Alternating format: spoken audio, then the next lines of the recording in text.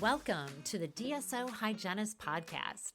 This podcast is for everyone in the DSO space. Whether you're a hygienist, dentist, assistant, or leader, we're here to bring you expert insights, real-world strategies, and conversations to help you thrive.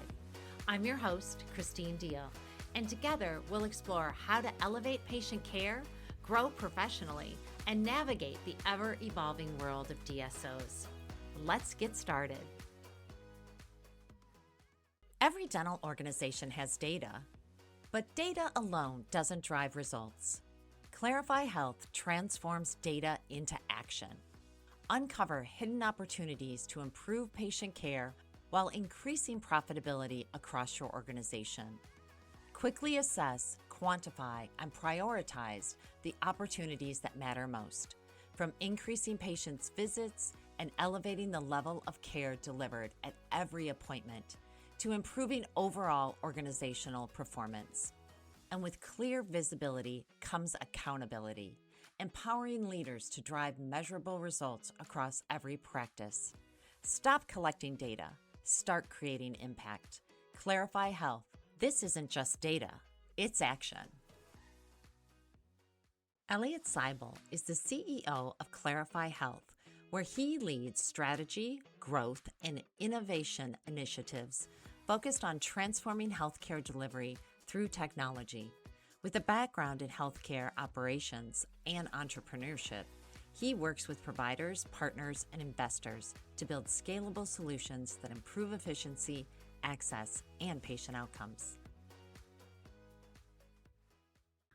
I'd like to welcome Elliot to the show. Welcome, Elliot. Thanks for having me. I am really excited to have you today. I know you are doing some very innovative things, and I want to talk about that. So we're just going to get started with the questions like we always do. So the rules of winning in dentistry have changed. What do you believe will separate the highest performing organizations over the next decade? Yeah, so for probably the past maybe 12 years before, or kind of immediately following COVID and before COVID, the game was all about acquisitions and scaling footprint. So value creation was really equated to how many locations did you buy at what multiple, and people were trying to buy them at 6 and sell them at 12, and that worked for some period of time. That game is completely over. And now it's really a matter of not just buying these practices, but how do you actually improve post-acquisition growth? And I think additionally, a lot of value creation focus for DSOs and kind of, let's just call it DSO 1.0 era, was around centralizing administrative functions. Like, we're going to pay your payroll. We're going to do your financials, and we're going to, renegotiate our supplier agreement and save you 20% on supplies. Like, that was kind of the extent of the integration or the value creation. And now, honestly, with an environment where there's substantial inflation on the labor side and pretty much every part of the business, it's really all about, can you drive organic growth or same store growth? Or said differently, can you take better care of more patients? And this is a very big mentality shift. And quite honestly, our industry hasn't really invested or focused on that, right? Because that all gets to a different dynamic, which is, how do we hire people? How do we onboard providers? How do we create standards? How do we hold them accountable to standards? How do we support the provider inside of the workflow? And it's not about having random CE sessions every once in a while and calling that like a doctor improvement program. It's actually being able to take a doctor that is, seeing 7 patients a day and producing, $500 per visit. That's $3,500 a day. How can we help that doctor elevate and take that $3,500 to $5,000 or 6 or 7? The groups that are able to do that are the groups that private equity firms and want to invest in. They're the groups that will be able to refinance their debt. And the ones that are just kind of hodgepodges of random assets that have no ability to give people confidence that they can actually improve provider productivity and patient care, unfortunately, are getting restructured and taken over by lenders. And that's just the new world we live in. And I think it's a positive, honestly, for the industry, because we get a chance to step back, reorient ourselves. The reason DSOs should exist, my belief when I started my DSO or DPO, whatever we want to call it, was to help like genuinely improve patient care and better support providers, right? A dental support organization, however you want to call it, right? Our job is to elevate the providers, and somewhere along the way we lost track of that. And I think now is a really good time to come back and think about how do we elevate, make this a win for the patients, the providers, and last but not least, the practice owners. So, why do you believe that hygiene represents the single biggest opportunity to improve patient care, provider productivity, and practice profitability? Yeah, so I've studied several thousand locations, including my own DSO. And when I looked to understand what were the gaps in patient care, in hygiene and dentistry, et cetera, and how do those translate into dollars, right? Patient care opportunities and, ultimately production and profit dollars. And when I looked at all these different groups and I analyzed their fluoride rates, their X-ray completion percentages, perio visit percentages, and I said, how do these compare versus their standards? That gap, when I translated it into how many procedures or patients are we missing, I mean, honestly, represented if they closed that gap, it would be 100% EBITDA, meaning like they would double profitability just by taking X-rays, doing fluoride when they're supposed to or when they want to, and treating periodontal disease in consistent fashion to like the incidence rate in the U.S., which is 47%. And so I saw that, and then I started in my own DSO. We started focusing on improving patient care, and we actually were able to drive about, call it 30% hygiene growth. That drove almost 80% profit growth in our overall business. So I saw it firsthand. I've done it now for about a dozen DSOs of a slightly lower magnitude, but similar trajectory. And so to me, the interesting thing about hygiene is that number one, we're not measuring it. We just it's kind of like we don't have standards of care, but actually hygiene is the most quantifiable rules-based component of dentistry, right? This patient, they haven't been in X number of days or years. They haven't had this procedure. We know the intervals. We know the science. We know what's supposed to be happening. We're just not setting clear standards, and we're not holding ourselves accountable and defining quality of care and so on and so forth. So what I've seen is that when you do define that, and you do help the providers understand what patients need this thing changes very, very, very quickly. And so it's very interesting to see that hygiene can turn quickly. I think providers are receptive, and then the incremental profit of hygiene is very high, especially on some of these X-rays and different things. You're already paying the hygienist, you already paid your rent expense and all your other expenses, and now you added another $130 from your X-ray, FMX or whatever it is. Most of that flows through to profit, right? Multiply that times 5 days a week. That's whatever, 600 something dollars times, 4 weeks is $2,400 times 12. It's like $40,000 of profit. And that's per provider, right? And so times 4 providers could be $160,000. And so I started realizing that not only was the patient care case there, the economic case was there. We can move this quickly. These are not new procedures or new services that are really hard to execute. So when I look at opportunities, I want to have, meaningful impact, but I also want to know that I can actually have a high probability of success. The last part of it I would say is that when we talk about the patient care journey, how are we providing great care for our patients if we're not taking X-rays? The answer is we're not. It's not possible. And so to me, all of it starts in hygiene. That's where the basis of care and the diagnostics and prevention, et cetera, are living. And as we look forward and talk about all this fun stuff like salivary diagnostic testing and medical dental, that's all going to come from hygiene. I don't see the dentists honestly leading that component of integration. I think it's going to be mostly led by hygiene and nurse practitioners on the other side of it that really have the interest and time to spend with the patient and help to educate them. So that's my hygiene pitch. Yeah, I agree with you. I think that's where it's going to start for sure. So you often talk about the execution gap. What is that? And why do you believe it's the biggest challenge facing dentistry today?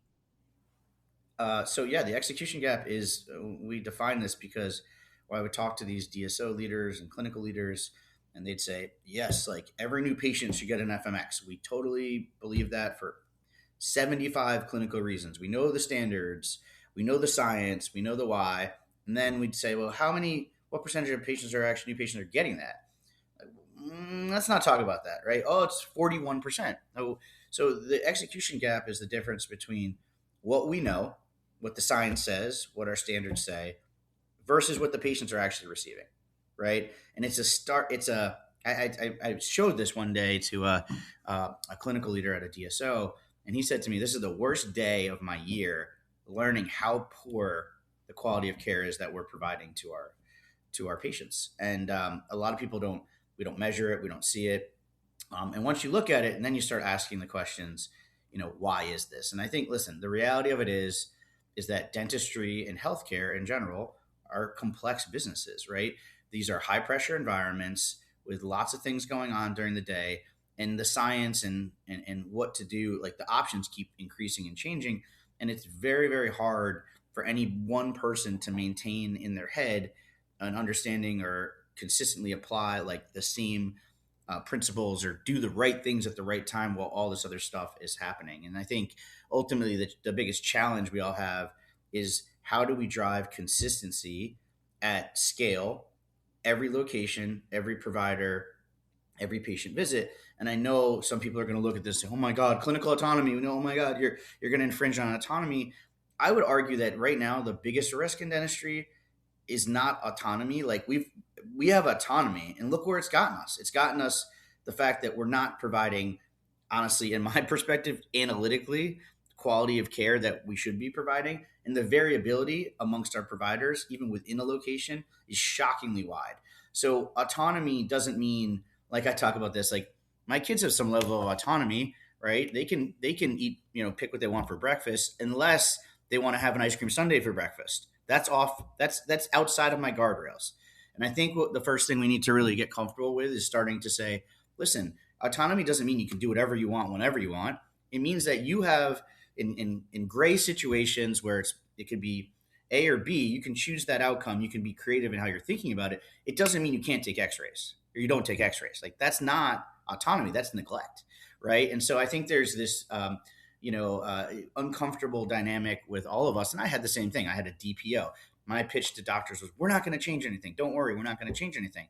As I got more sophisticated and I had more information, I was like, I'm not going to sit here and actually like support you under caring for or not caring for our patients the way we all want to. So I think what the industry has to do is kind of grow up a little bit and understand that we got to partner with these providers. We got to give them visibility and quality of care. We have to hold them accountable to their own standards, right? And I was talking to Pat Bauer from Heartland yesterday, and one of the things that they do very well and very uniquely is they don't micromanage standards, but they make sure that the providers have clear standards, and then they hold them accountable and help them to achieve their own standards. And so to me, we got to move away from, if we want to have quality of care at scale and we want to standardize and be consistent, and so patients aren't getting 20 different hygiene experiences in 20 different locations, that's insane to me. Like it should be the same pretty much. We have to now shift from autonomy at all costs to putting guardrails around autonomy and helping providers better understand what the patients need when they need it. Yeah, consistency of care, I think, is so important. So the industry has invested heavily in dashboards, analytics, and AI. Why hasn't more technology translated into better patient care or even better business performance? So it's interesting. I've talked to all these executives, and you can easily see the impact of all of these new technologies in your income statement. You see your expenses, your tech expenses are like up and to the right, yet revenue is flat to down.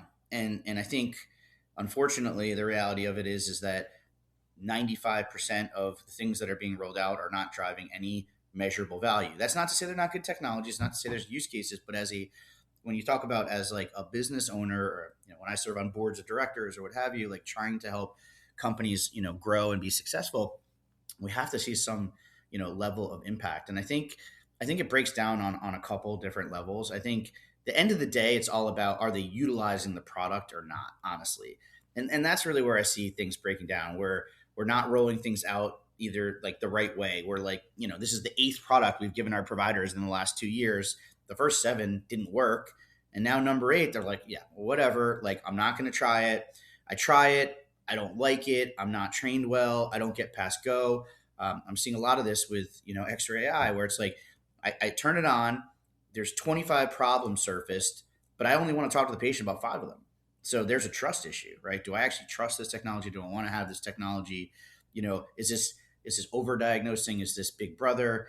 So I think there's a lot of challenges around how do we actually get the buy-in of the provider to say that we're developing technology that actually helps them, makes their lives easier. I think right now the general reaction is, oh my god, another thing that this DSO is pushing down to me to help me to try to get me to sell more crowns to the patient. Like, I'm not saying that's what the DSOs are doing, but I think if we put ourselves in the shoes of the providers, we're not helping them solve problems. We're putting more and more and more on their plate. We're not training them. We're not, and it's like, okay, go into 15 portals this morning and and figure it out. Or I'm going to give you, how about this? This is going to really help you.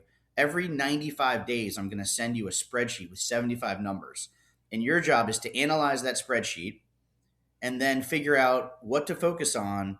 And I'll get back to you in 95 days to tell you how you're doing. By the way, you don't understand your comp plan. You don't understand. So like we have this belief, and it's interesting. And I did this too, by the way. A lot of these things I'm telling you because I've done it myself. But when I built my Power BI data warehouse, because I'm like, my background, I worked 15 years on Wall Street, investing billions of dollars and analyzing hundreds of companies. And so I'm the most analytical, numbers oriented person you'll ever meet, literally, inside of dental.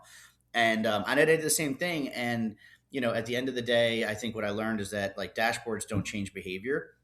They were designed to report performance, help you understand what happened, not what is going to happen next, right? And so I think our industry, we've gotten so focused on like if I hear this, like, we have the data. Well, why? We have the data. That's amazing. Congratulations. That's awesome. Like, you deserve a prize, but that's not what you need to actually drive your business. You have people that are running around every day, and the game is not collecting data. The game is actually driving that action or that behavior when the patient's in the chair. The industry is very, very slow right now to start to understand this transition. I think there's going to be a big reckoning where I think in 3 years, Power BI isn't going to really exist. Quite honestly, I don't think it's going to be needed. And I think people are going to be having this conversation that I'm having right now, which is like, yeah, that's cool for our board reporting. Our board needs that. Our C-level needs it. But that's not what's going to actually make our providers' lives easier, which is going to help us deliver better care. And so to me, we have to change our focus from reporting on what happened to actually focusing on what is going to happen next. Yeah. And I think too, like you said earlier, inconsistency, like you get the technology and some people are using it, some people aren't using it. And again, it's inconsistent care for the patient. You've said that leadership is surrounded by data, while providers are starved for direction. What do you mean by that? And why is it such an important shift in thinking? Yeah, so it goes back to like the CEO, like, we have the data, right? We can report on 8,000 metrics. We have every data point in Power BI. Come look, we have 175 dashboards. And like, that's like almost like a badge of honor. And quite honestly, that's what the standard, that was excellent 2 or 3 years ago. The problem is that that data isn't translating into insights and guidance to the provider. And part of that is because we have all these levels of middle management that we've hired to, analyze this data, to interpret it, and then to manually communicate it. And at the end of the day, the problem that the providers have is they don't want to look at a spreadsheet with all these numbers. They want to know, like, what does Mary need right now? Like, what are the 3 things that I need to be focused on right this second? And to me, that's just the transition in the game that has to happen, where, we have these systems of record, which were built to record data and record information. And we need that information to understand how our business is performing and to communicate with investors. But that is a completely different, focus than what the providers need, right? The providers need to understand, why does this patient need the care? How do we actually get them to accept it? And what does it mean for me personally and financially, right? To ultimately, to motivate the right behaviors at the right time. And I think right now, we talk about all this data, but clearly we're not using it to drive action and execution. And I think, again, like, we need to start shifting and understanding that the goal isn't data collection. The goal isn't recording information. The goal is to help drive the right behavior at the right time. And that comes through very, very much improved support and thinking about what are the problems and challenges the provider has that are preventing them from actually doing the thing we want them to do, because and I tell you right now, it's not because they don't want to do it. They want to do it. And when you show them and you support them and guide them, they'll do it. The problem is I don't think we're giving them the right tools. The practice management system is a dumb system. Sorry. You can do whatever you want and input whatever you want into it. It doesn't actually guide you to like, what is the need? How do I do it? It's just recording. And I think honestly, what we're building, I would call like the first like system of action in dentistry, which is like, hey, our goal is to actually support the provider and to make sure that they understand the context of the patient as it relates to their clinical standards, as to like, this is what, we believe based on your standards and this patient's context, you should think about. And this is exactly how you do it. This is why you do it. And then we track to make sure and help them, support them to figure out how do we close any gaps that they have, or so on and so forth. So I think that's really the dynamic that needs to change, is focusing on action and not just data collection. So you've worked as an investor, operator, board member, and now founder. What patterns have you seen that separate organizations that consistently execute from those that are struggling? Yeah, I mean, the biggest thing I would say, and I know this because I've made these mistakes myself. I think it comes down to the ability to drive predictable outcomes in action, right? Like at the end of the day, you have investors, you've got a lot of different people working in all these different locations. And what really the goal of running a business is to be able to drive predictable outcomes and change. And so to me, the great organizations, number one, obviously, I'm not going to, we could spend all day talking about culture. Like, they have good culture. People understand that the goal is, I call it like a noble purpose, meaning that we're here to help patients. We're not here to grow EBITDA. Nobody gives a shit about, or crap, sorry, about EBITDA. Like, it's an outcome, but it's not like what gets people out of bed. So clearly they have like a noble purpose that people can get around. But really, I think that the end of the day, it's the ability to, how do you take this sea of opportunities and actually pick one, two, or three? So prioritization is probably like the number one reason I see organizations failing, is like, I say like, more DSOs die of indigestion than starvation. Let me show you our 75 objectives this quarter. Okay, that's cool. None of them are going to actually get executed. And it ends up being this vicious cycle of, we're going to pilot, we're going to try, we're going to do all of these things, because they don't know how to do one thing and actually drive it to fruition and see the impact of it. So prioritization is number one. And second is, what we talked about, execution. So execution is a system. It doesn't happen accidentally. It needs to be designed. And execution requires lots of different things around like making sure the behaviors exist to support the provider in the moment of care, and back to that whole behavior science. So I don't think very few organizations are focused on what things need to exist for the right thing to happen, and how do we actually just exercise and build that muscle of execution. And the way you do it is by focusing at one thing at a time, and really living into like, what providers are doing it, which providers are not, why aren't they doing it, how do we change that, and proving to yourself you can take that fluoride percentage from 15 to 60, or from your FMX percentage from 30% of your patients to 50, and really see how that happens. That is the crux of value creation, right? Is the ability to actually change behavior at scale. And it's really, really hard, and it doesn't happen accidentally. So you just described a system of action. So clarify, what is the difference, and why is there a distinction of system of action in that matter? Yeah. So as I mentioned briefly, systems of record record.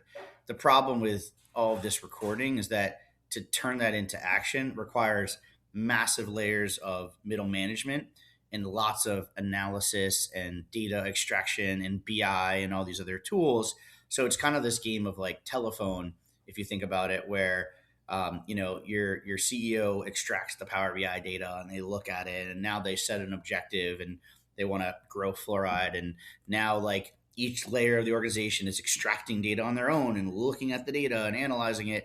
It's a massively inefficient process, and again, it doesn't actually help drive actions, right? It's really focused on reporting and looking at what happened yesterday. And so our perspective is like, I don't really care. Like, yeah, I look at your fluoride percentage, but what I really care about is how many patients are coming in today that are fluoride candidates, and are they being offered fluoride? Are they accepting fluoride? It's a very different mentality, because we're focusing now on, is the behavior we want to happen actually happening. And when you start to focus on that, what do you actually need to actually do from a technology perspective to drive action? And again, our product is really focusing on, they set their own standards. So number one, like they set a binary standard for who gets fluoride, what types of patients. Now we look at that patient's context versus their standard, and we flag all the patients that are coming in today that are actually candidates. We show them why we flag them, how it's consistent with their standards. We then give them a script of like, oh, by the way, here's how you actually should try to get their buy-in on it. If they say, well, isn't fluoride going to kill me, or isn't or don't we have that in our water? Maybe we don't, maybe we do, or whatever the problem is.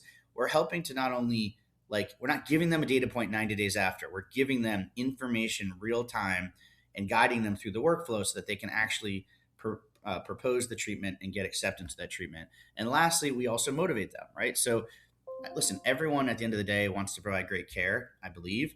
They also want to make good money and make a good living. And so we're also helping to motivate them through compensation, gamification, rankings versus peers, showing them, morning, during the day, end of day, how they're doing, and how, like, people need that constant, reminder and notification and visibility. And I just think right now, if you put yourself in their shoes, they're not being onboarded well. Like, their onboarding is completely dependent on who, on like what office they're in or who's in that day or what have you. They're not being supported during the moment of care. They don't understand how any of it relates to their compensation. And then we wonder why they're not doing what we want them to do. And by the way, we have 75 priorities we've given them.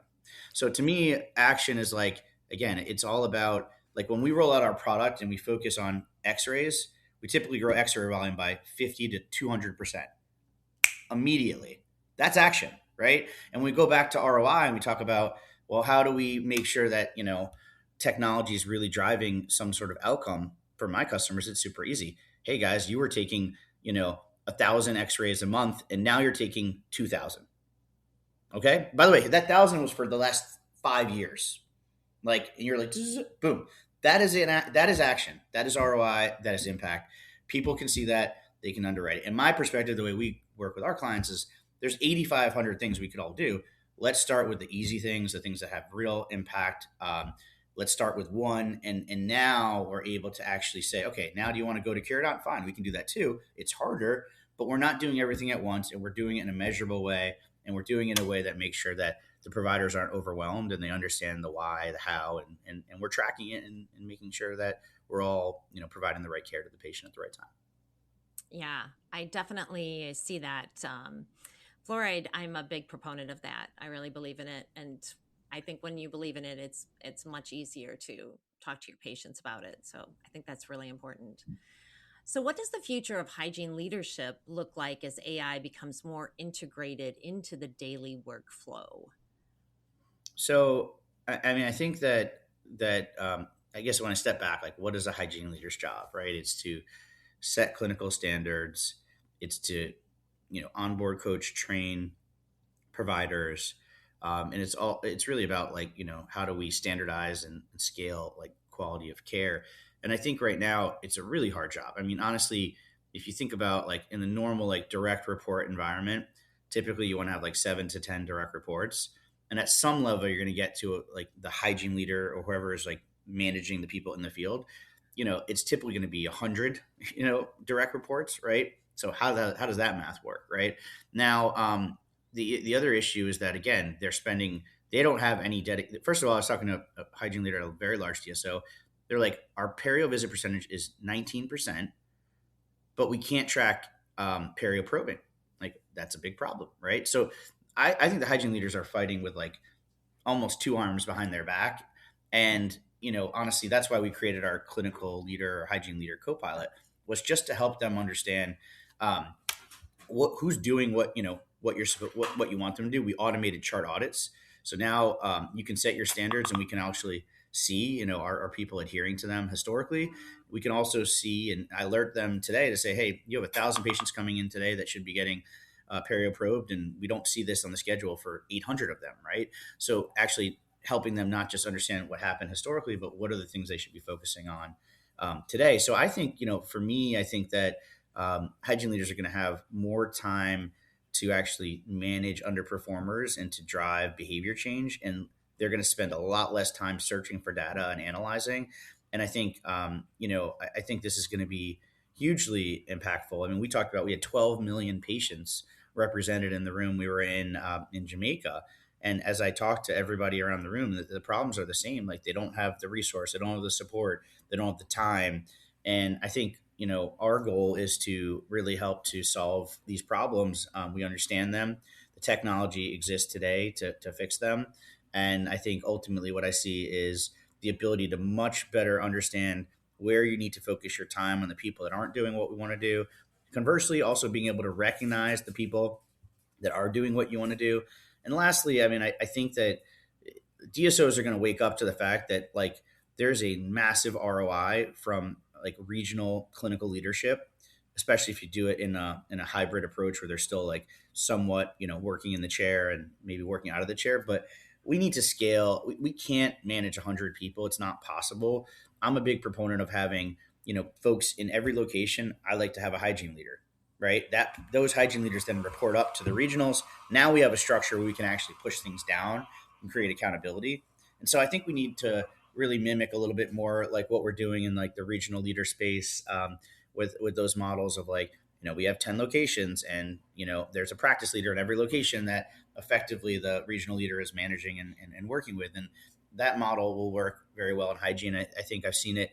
Some of the folks that were in Jamaica talked about how they've been successful in getting their organizations to invest in those management structures, and the returns are substantial, and those they're able to grow same store sales and hygiene substantially, and really continue to invest. But I think that we have to be thoughtful around how does it work if we can't onboard people and we have 100 direct reports per leader. That is not, there's no other industry in the world would say that that is a formula for success.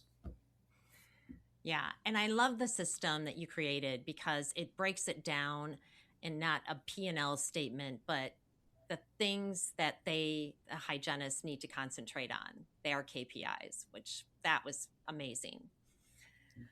So if you could leave CEOs, clinical leaders, and hygiene leaders with one piece of advice about transforming their organization, what would it be? Stop investing in point solutions.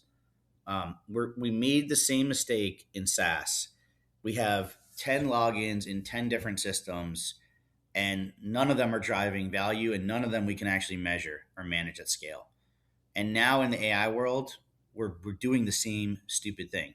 And I think before you add that next shiny object and solution you think is going to add value, get your house in order and figure out how to have a system of action. And then system of action doesn't mean, you can do it manually. There's a lot of things still you're going to have to connect the dots with from an organizational perspective, but understand why behaviors aren't happening. Create a foundation where you can prioritize and execute confidently, where you can measure and manage, and then you can start adding solutions. But you got to make sure that they're integrated into one pane of glass. And why I call ourselves a system of action, because our product, yes, we're helping hygienists for sure. We're helping dentists. We're helping practice leaders. We're helping RCM. Our goal is to have AI assistants or co-pilots across the whole spectrum of not only the locations, but also of corporate leadership. And now what that enables us to do, since we have data connections with not only PMS, but X-ray AI, financials, HRIS systems, we can have one single pane of glass where our assistants can be actually supporting not just activities based on PMS data, but activities based on other data sources like call answering and different things. And so to me, I think everybody needs to have their own integrated system of action, one pane of glass that they're managing through. And yes, getting the data is part of it. But again, translating that data into daily workflow is really the key thing. So stop collecting data, start focusing on using it, stop managing what happened yesterday, focus on how do we manage today, and really figure out how to drive execution before adding one more thing, because you're under optimizing everything you have. And honestly, if you're focusing on Curidont and you're not taking x-rays, doesn't make any sense, literally. So step back, measure your quality of care, understand the gaps, focus, drive execution, and then figure out how to systemize that and make sure we don't make the same mistakes we've made in this industry over the past 5 years. So true. So true. Well, Elliot, thanks so much for being on the DSO Hygienist podcast today. If our listeners want to get a hold of you to learn more, how do they do that? Yeah, so our website is ClariFi, ClariFi Health.us. You can send me an email at Elliot at ClariFiHealth.ai. And, we'll be at Dykema and other conferences. And look forward to continuing to elevate the industry. I think my commitment in Jamaica and my commitment here is the same, is that we will be leading the path, quite honestly, in innovating to create solutions that actually drive tangible, improve patient care, provider productivity, and group earnings at scale. We're not going to sit here and give you like metrics that like are kind of fake ROI metrics that like help you justify that we created value, but that you can't see in the P&L. We've sat in the seat of operators, founders, CEOs, and board members. We understand that this has to be a win for everyone, and we really are excited about what AI can do for the industry, but we're also honestly super concerned about what we're seeing, which is a lot of AI initiatives failing and us making the same mistakes we've made historically. And we really just want to help everyone to make sure that we can elevate this industry so capital can start to come back in, investors and doctors alike can get liquidity, and we can continue to invest in technology, because if we don't lift this boat, it's going to be a challenge to be able to really transform the industry in the ways that I think are possible. Well, we've learned so much from you today, Elliot. Thank you so much for being on the show. Take care. Thanks for having me. Thank you for listening to the DSO Hygienist podcast. Please follow or subscribe to be alerted of new episodes.